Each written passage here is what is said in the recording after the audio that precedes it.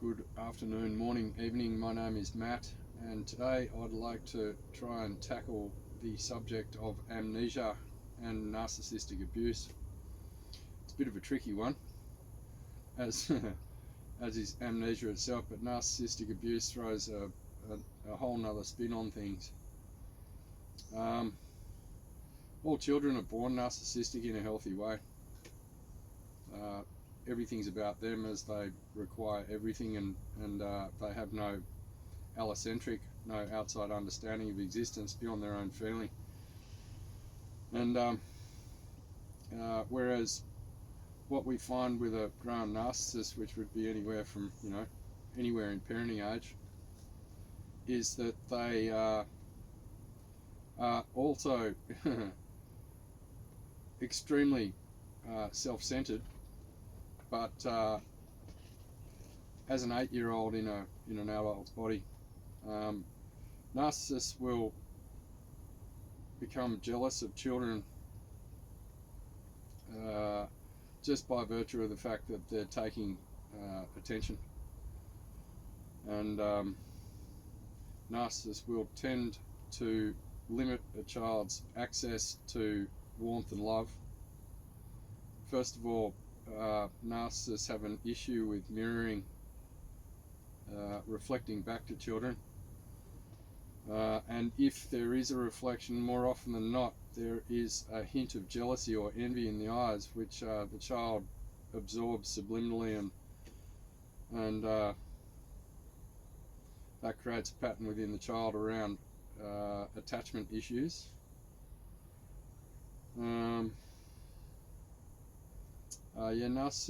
Narcissists are quite jealous of any growth in anyone around them, by virtue of the fact that the reason emerges eventually that more often than not the narcissist has bred for the sake of control and dominance. And for these people, there's nothing better than a blank slate with no boundaries or protective mechanisms. And children are very much like sponges, and regulation will be once again dependent on environment, and if the environment's not cohesive and conducive to expansion and growth, the child will start to recede. What else have we got here?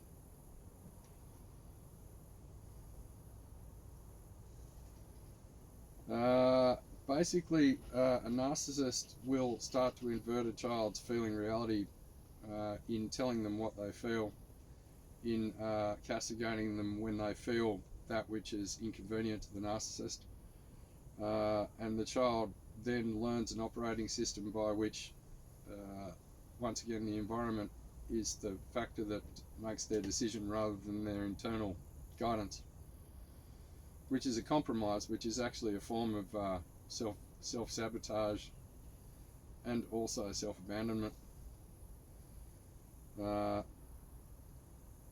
child will feel this, but once again the situation is that they have to be safe in the environment, so the feelings will be subsumed over an open display, or if there's been an open display, it's been subsumed enough that the child will internalize the experience and try to re-regulate from the inside rather than reaching to the outside for assistance. It's a really difficult subject, this one.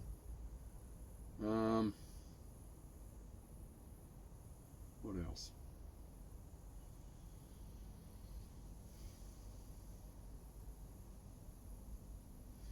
Usually this type of behaviour will be the onset of codependence in a child, where they will always try to regulate through the environment. So anybody who's suffering codependency, has probably had some exposure to narcissism. Usually there will be one dominant and one recessive parent in these situations, even if they are both narcissistic. and that also creates more competition within the family unit.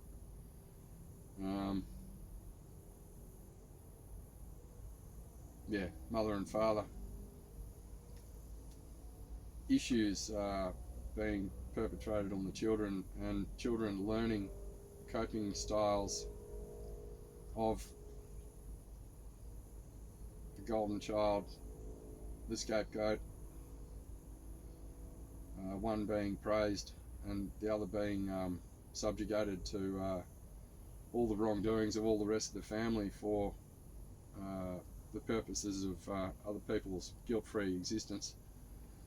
The child becomes so porous that eventually forms of amnesia do come in, where the child will dissociate in any situation of conflict and then internalise and self-hate through an inability to be decisive, which is impossible. It's impossible for a child to make these decisions because the outcomes aren't dependent on them at all, and the subconscious is already aware of this.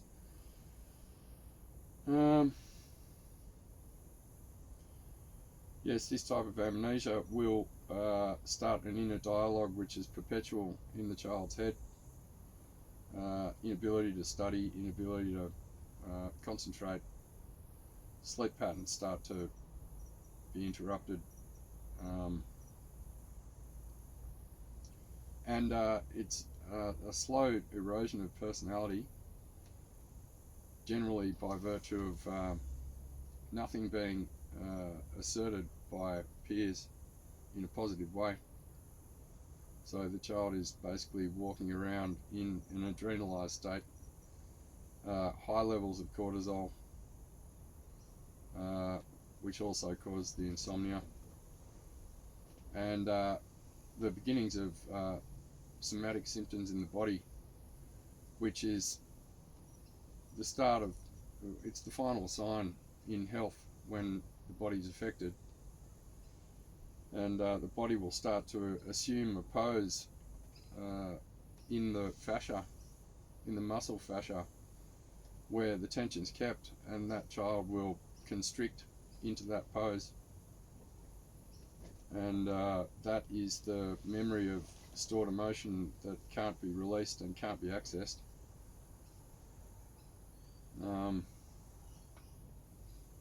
And this is more prevalent by degree than we're aware of. I really don't agree with the DSM-5 in any way, but especially around the statistics of cluster B in society. And what I'll say about that is cluster B being narcissism, sociopathy and psychopathy, Machiavellianism, are all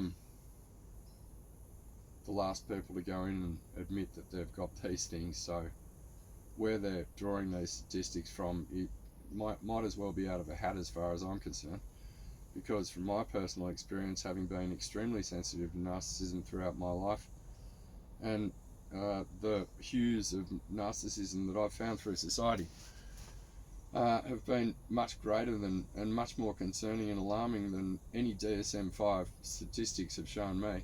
And I'd actually believe that that's a red herring due to the fact that we live in a very narcissistically driven society to start with.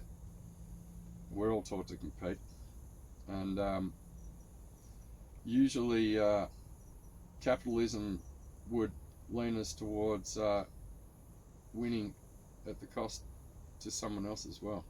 So the system's bonifying this culture, and it is a culture, because it's a behaviour that's been allowed to perpetuate through systemic. It's impossible to avoid, and I think more people are walking around with narcissistic abuse symptoms than being called many other things, because it does cause a range of other mental health issues which will be labelled bipolar or any of the other ones, whatever symptoms are prevailing at that point. But most narcissistic abuse survivors will, and definitely have symptoms of CPTSD through repeated instances of behaviour. And it's once again, it's the repetition that does the damage. And eventually the child starts to fear the silence because the other shoe is going to drop at some point, and you can't even call it paranoia with narcissistic abuse, because the potential is real at any given time.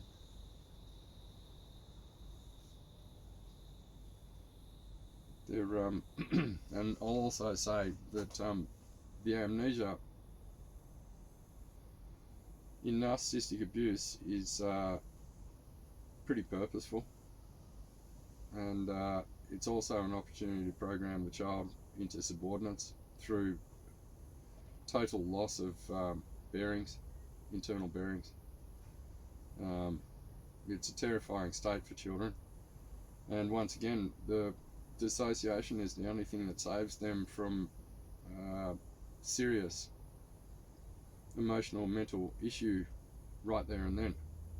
Unfortunately, this propels the situation to last for years, because the child won't show symptoms so much because they're shut down, and part of their security system is to not speak about it for fear of repercussions getting home. And if we know how narcissists work, they network, and they're always looking for leaks. They're extremely fearful of exposure, and thereby they will pressure the child subliminally and actively into subordinates to keeping the secrets. These secrets slowly disappear as they normalise into the child's existence, and this is also part of the amnesia, because when these behaviours come up from the narcissist and or other narcissists later on in their life, they suffer the same trauma response symptoms of dissociation, and they're very susceptible to manipulation. They're very naive is the right word, and purposefully naive. It's not stupidity, it's actually that the organism has been turned on itself in a thinking, feeling manner. There's no heart-brain cohesion, and there's no support from the caregivers around this. In fact, quite the opposite. If there's any indications, there's going to be a lockdown. So the child feels entombed within themselves, essentially.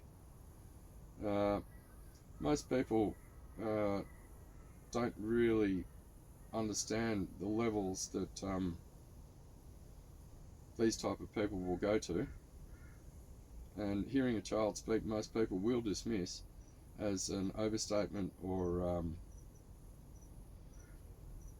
also I believe that there's a part of society that switches off to the warning signals in children too. A lot of people, and maybe other people, have been affected as well, and their subconscious switches on, and there's a cutout for them too. Who would know? You know, it's very possible. I've seen a lot.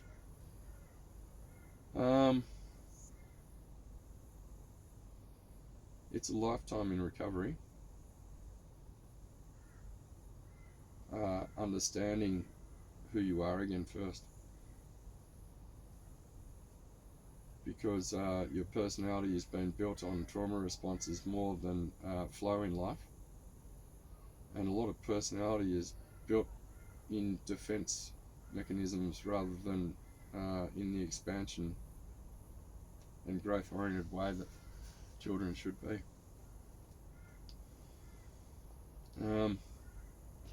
I'd go as far as to say that we've got a bit of an epidemic in society these days of narcissism and codependency. if we look at the system itself.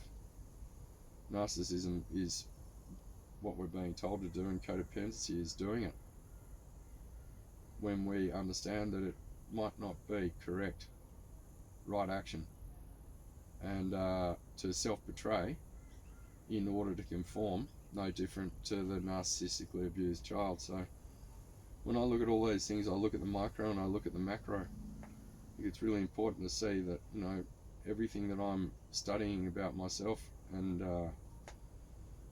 certain types of people is reflective of the zeitgeist of the world. And to not be talking about this stuff is dissonant. It's amnesic, because I can guarantee you there's a hell of a lot of people out there who've been affected by narcissism. You could have 5 people who will stand next to each other and nobody will mention a word, because everybody believes it's just them that it's happened to. And I find this to be a bit of a phenomenon, to be honest.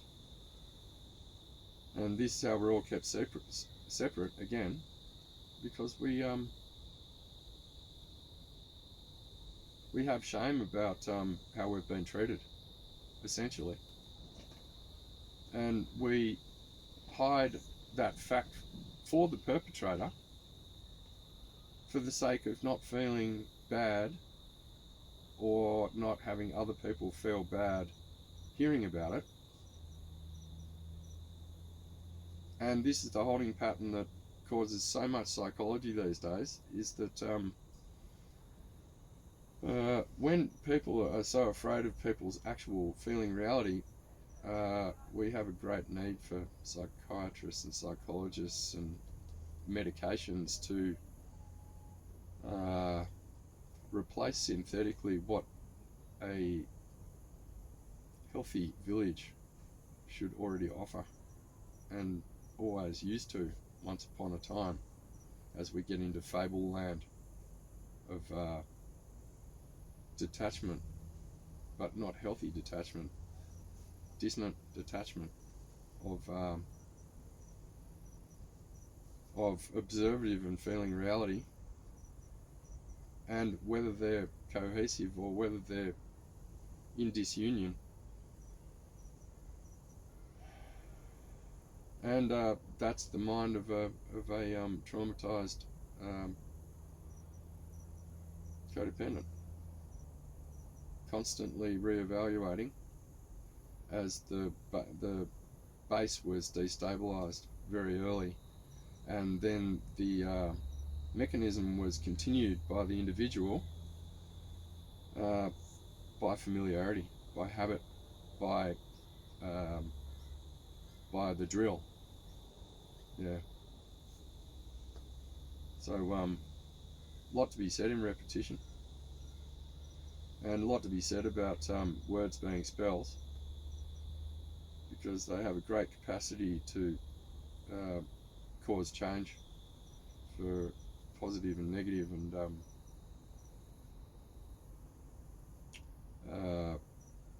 we've been taught to be polite when we should be real. And once again we come back to the child's innocence, and the child's expression is it's their call to life. It's their opportunity to stand on their own 2 feet in their own space and own themselves. And any child who can't do that, and I'd say the majority of children in society can't do that to some degree, because they've been systematized into repetition of unnecessary theories. I won't even call them facts. Filling that mind space where the potential of being able to reconnect with self and look in and feel without all the thoughts is it's paramount. You know, we're not computers, and you know, you flog a keyboard enough times, it's not going to work again. You know, belt information into people subversively by law, is no different to a tyrannical parent subjugating a child to dissonance because their behaviour is ridiculously out of control.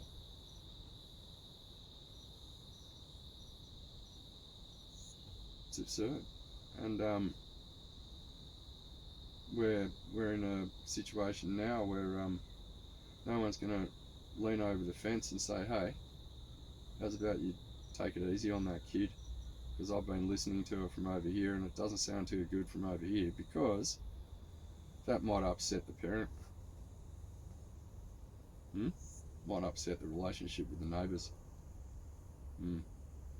Yes, all this sort of stuff, you know, and I'm only talking about the baseline informal education a lot of children get through impoverished adults who are dysregulated, who probably haven't been screened for certain jobs properly, and also parents, some parents who probably deserve to do a course before they can afford to have a child. Because I think, you know, we have to get a gun license, and we get a car license and a fishing license and a mortgage, but we don't have to qualify to bring new life into the earth. Makes sense why the world is the way it is. Wouldn't that be where you start, rather than having men who are on their deathbeds affecting the lives of children?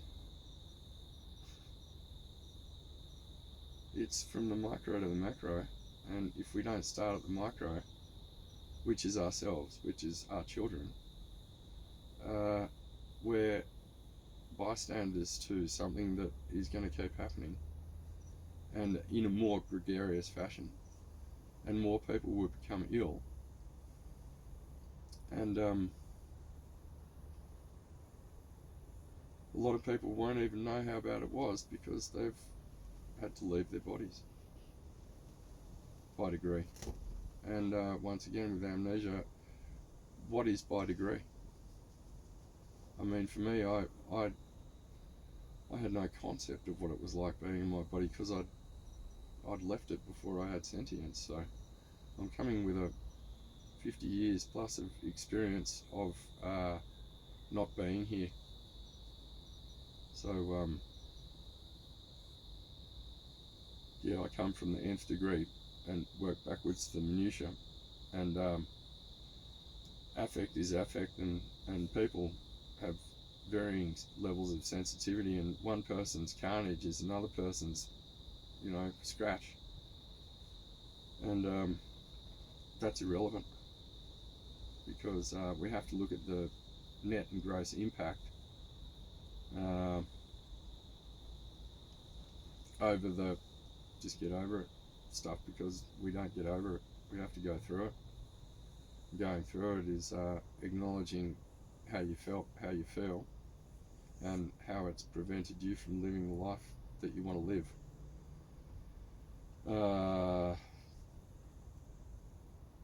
And it takes a lot of bravery to understand that the thing that you're searching for was the thing that was too frightening to feel.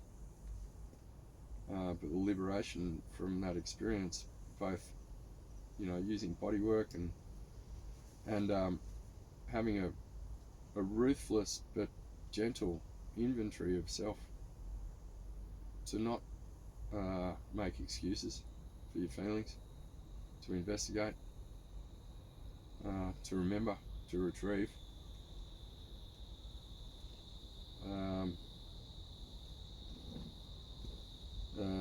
It illuminates the path forward like never before, because often life isn't about adding, it's about removing what isn't you to move forward.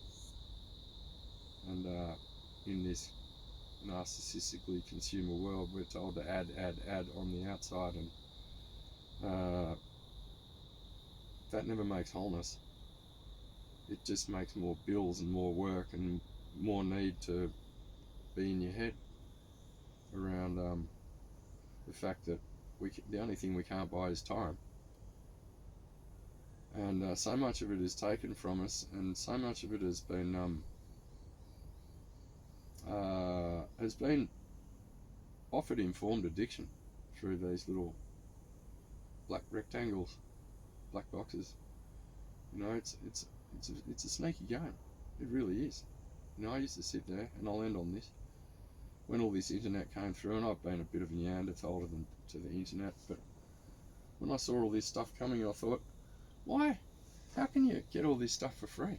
What's that about? I mean, you pay for your mega biscuits and do all that sort of stuff, but and then I went, oh, it's because they're harvesting our time. And that time could be spent healing and reflecting and understanding what a narcissistic little game that is too. You know, addict your children and yeah, but it's not a drug.